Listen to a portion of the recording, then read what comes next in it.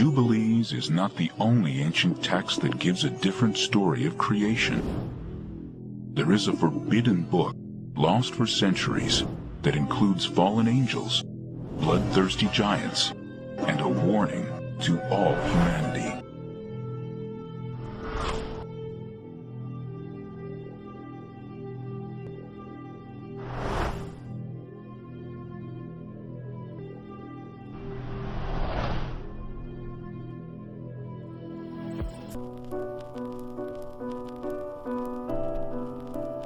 It is an ancient writing filled with divine secrets, dreams, and visions. A tour of heaven and hell, guided by the angel Uriel. The Book of Enoch is named for the man who the Holy Bible says walked with God.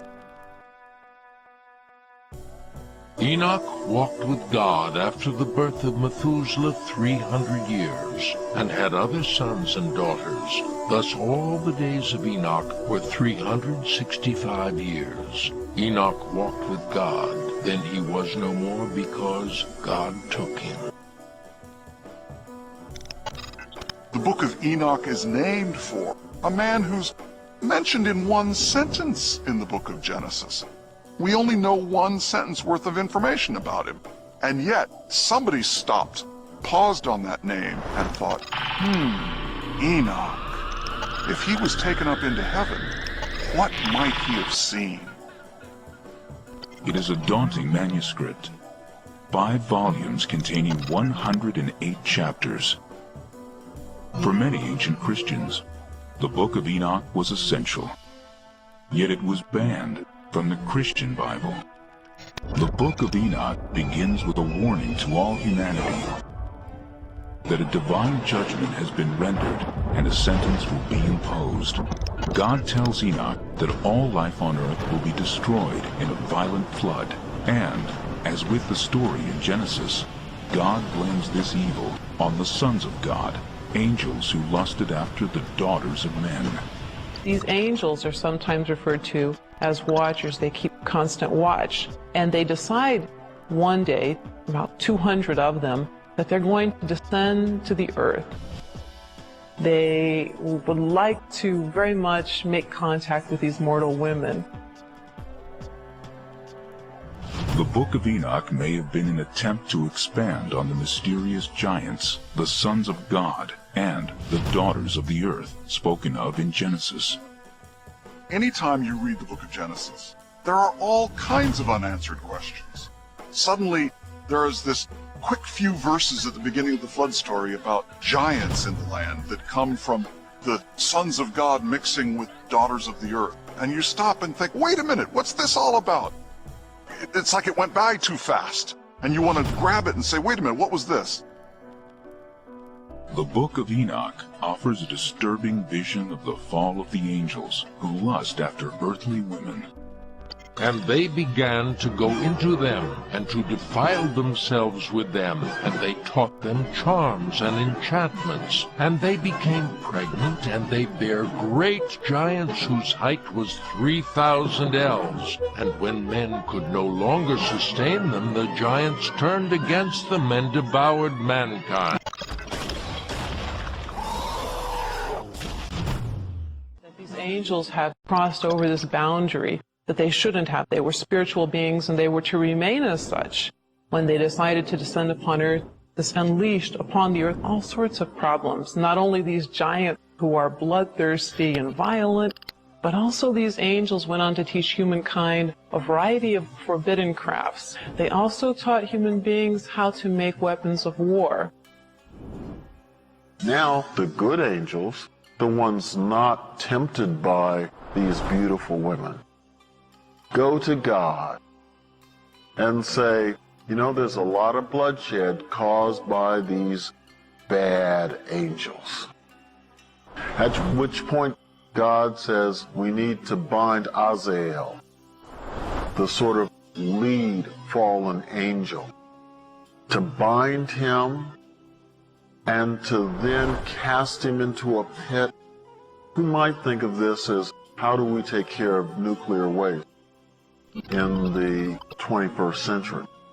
You take it out to a part of the world where no one lives, and you bury it as deep as you can. For this community, the angel was like that sort of nuclear waste, dangerous.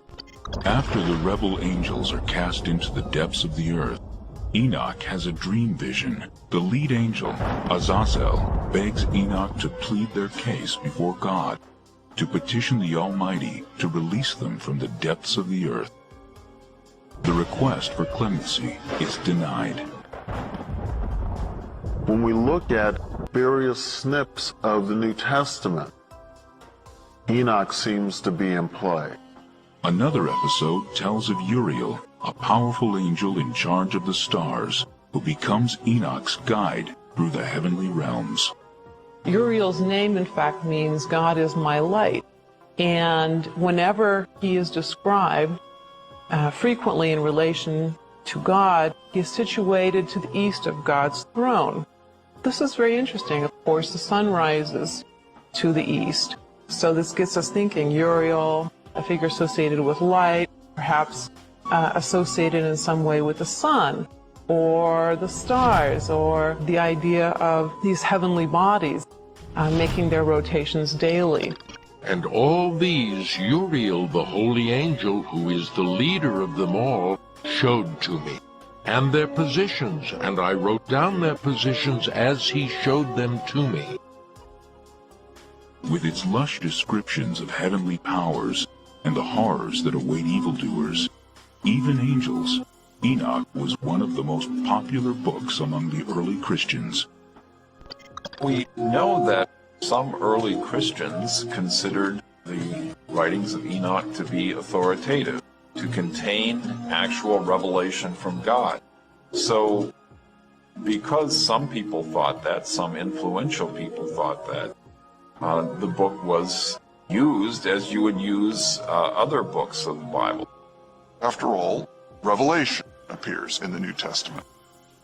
But Enoch, for reasons that I think are fairly clear, was just considered a little too strange, a little too suspicious, a little too creative, perhaps, for the tradition. Having said that, there's no doubt that it was widely read and very popular. Yet the Book of Enoch was denied a home in the official Christian canon.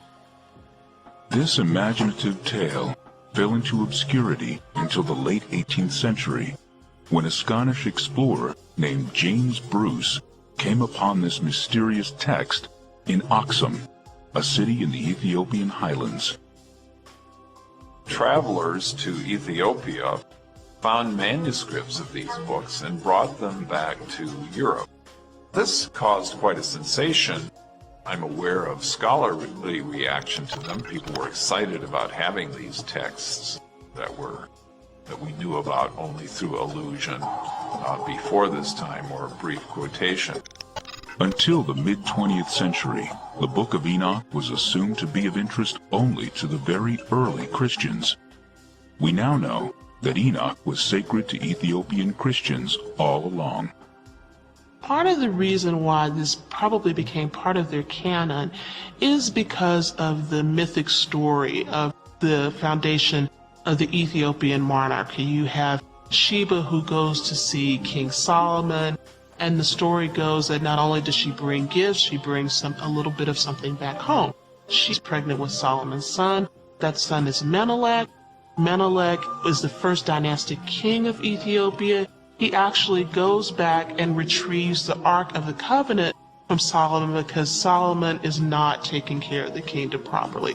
And the Ark rests purportedly in Aksum in Ethiopia. So when Christianity comes later in about the 4th century to Ethiopia, there's already a story there. There's already a connection to the Old Testament story. So the Book of Enoch and all these other types of books that are included within the Ethiopian canon become part and parcel of putting together this Old Testament story, this Old Testament link, with a very new Christianity that enters into the Ethiopian. They don't give up the old.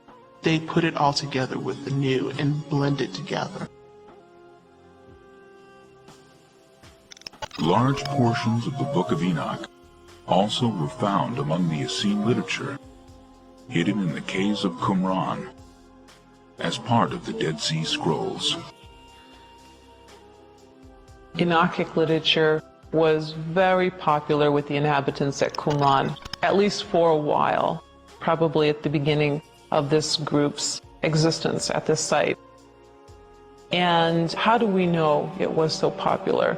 At least 11 manuscripts of this text have been discovered.